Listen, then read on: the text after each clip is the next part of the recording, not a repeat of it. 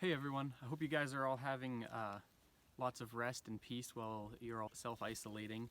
I know it can be tough to be locked away, but I hope you guys are finding ways to cope and ways to have fun. With campus being closed and everything being shut down, and I thought it would be good to bring chapel to you guys over the internet. So I'm making this video. It won't be anything long. I just want to give you guys some encouragements and something to think about while we all sit alone in our houses. So unless you live under like a literal rock, you've probably seen some news about COVID-19, whether it be news about statistics, or it could be about how toilet paper has become the new post-apocalyptic currency. It could be about how people are losing jobs left, right, and center. Whatever it is, there's a whole bunch of emotions that dominate our lives right now. Whether it could be fear, it could be panic, could be anger, could be boredom, could be anything. But I want to encourage you guys to know that you're not alone, and this isn't a hopeless time for us, because we are all brothers and sisters in Christ. Being brothers and sisters means that we have a community that we can go to, that we can cope together with, that we can heal together with. And also us being in Christ means that Christ is ours and we are His. That first point, that we're here for each other, it means that we have support from our entire Christian community. I don't want you guys to think that you're alone or that you have to suffer alone. We have people to share our joy with and share our sorrow with, so I want you guys to take advantage of that.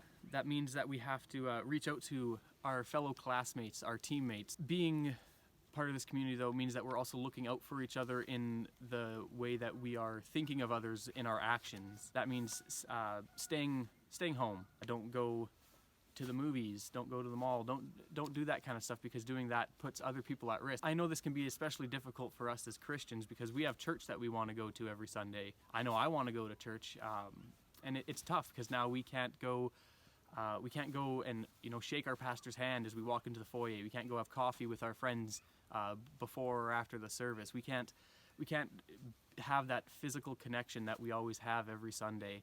But it is it's for our benefit that we stay home. All churches that I know of, anyways, are streaming their services, whether it's on Facebook, it could be on YouTube. They could be making pre-recorded videos for you guys to watch, and it's a good thing because it keeps us safe, it keeps yourself safe, it keeps everyone safe, so that we don't transfer the virus or any other sickness to people right now. Streaming a church service or watching something pre-recorded, they are legitimate ways of worshiping, and they're legitimate ways of us gathering together as Christians. Because if you think about it, when you meet on a normal Sunday, right, you have however many people in your congregation, could be 10, 20, 50, 100, a couple hundred. And it's good that you guys are all there together. But when we stream online, there's a chance that we're going to have more people joining in together. There could be 500 people watching a service that typically sees 50. I know lots of friends and family who are benefiting from this because they don't go to church, but in light of recent events, they have a place they can turn to that's local, that cares about them, and that's experiencing the same things that they're experiencing, and they're able to watch a service for the first time in their lives. Think of the positive in that.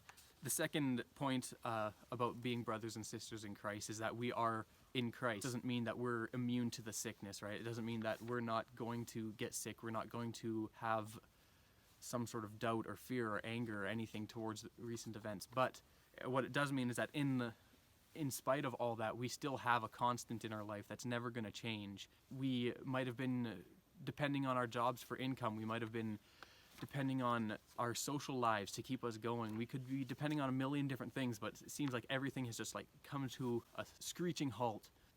Think of all of the biblical characters that we have in the Bible that give us examples of trusting in God when things aren't going right. You have Abraham, you have Isaac, Jacob, Shadrach, Meshach, Abednego, Daniel, Moses, Ruth, Hagar, Esther, Mary, Peter, Paul. You have a million different people who have all experienced some sort of tragic event, but what they all share in common is that they trusted God throughout any trial that they had. So just remember these things as you're going about your day, as you're learning a new skill, playing guitar.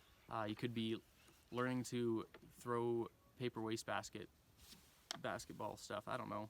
But just remember that you have a network of people who are willing to support you. Amidst all of this, Christ is the solid rock on which we all stand, right? And so, yeah, be encouraged by that, and look out next week for a video that we could all come together with.